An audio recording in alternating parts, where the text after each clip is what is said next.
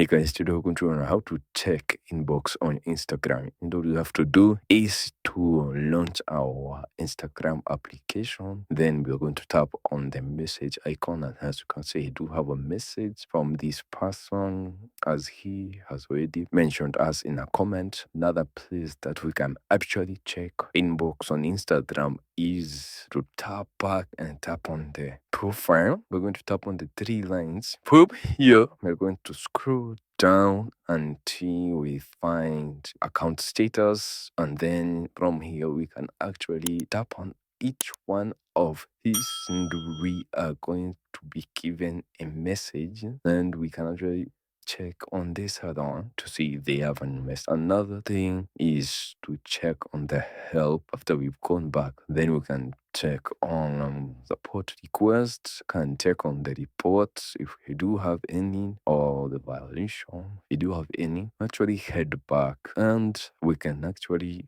go here to our message icon, and they're going to check on if we do have any requests. As you can see, for the time being, I don't have any requests. And thank you guys for watching this video. Please do like, share, and subscribe, and I'll see you guys on the next video.